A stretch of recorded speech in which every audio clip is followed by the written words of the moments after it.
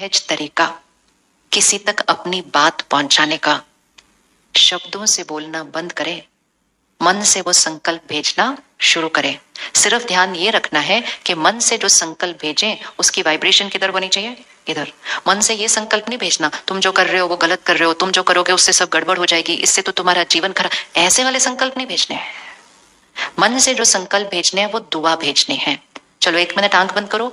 कोई आपके आसपास आपकी बात को नहीं समझ रहा है, उसको सामने लेकर आओ।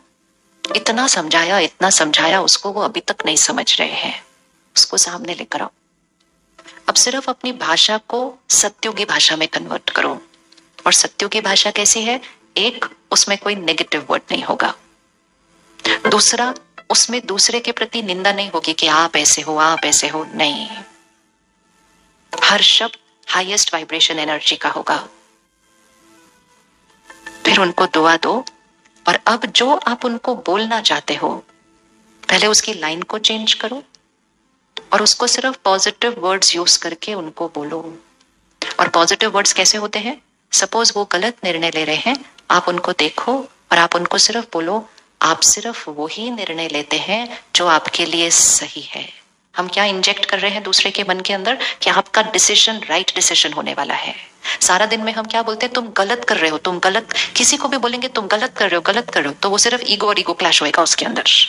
उसको दुआ दो, आपका निर्णय सही है। जब हम बोलते हैं आपका निर्णय सही है, इसका मतलब ये नहीं है कि जो आप निर्णय अभी ले रहे हो वो सही है। हम ये उसको संकल्प दे रहे हैं कि जो आप निर्णय लोगे वो सिर्फ और सिर्फ सही वाला होगा। भाषा को चेंज करना है।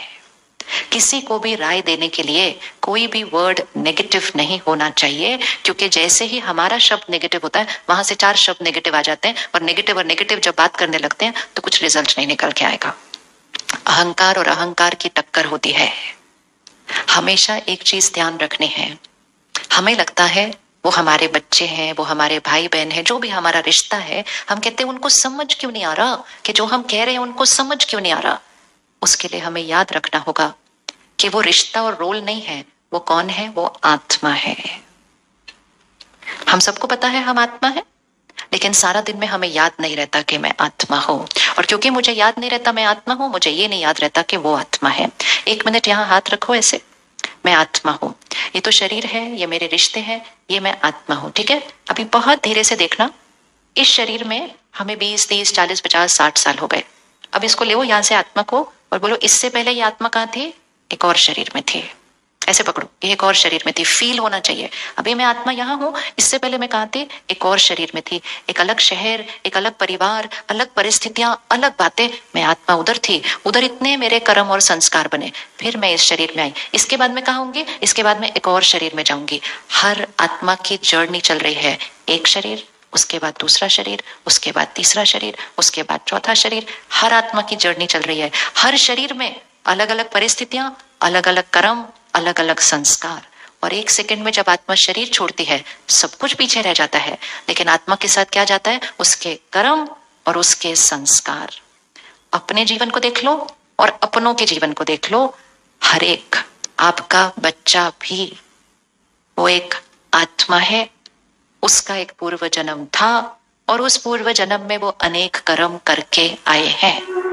आप कितना भी चाहें कि आपके बच्चे के भाग्य में कभी कुछ गड़बड़ होनी ही नहीं चाहिए, नहीं हो, ये दुआ करें। लेकिन याद रखें, कलयुग चल रहा है, वो आत्मा कलयुग से ही इस शरीर में हमारे घर में आई है, और हो सकता है वो अपने पिछले कर्मों में कुछ ना कुछ छोटी बड़ी गलती करके आई है, और वो गलती लेकर वो इस जन्म में मेरे पास आई है। और वो गलती जो उसकी थी, वो उसको बार बार वो निर्णय लेने की तरफ प्रेरित कर रही है।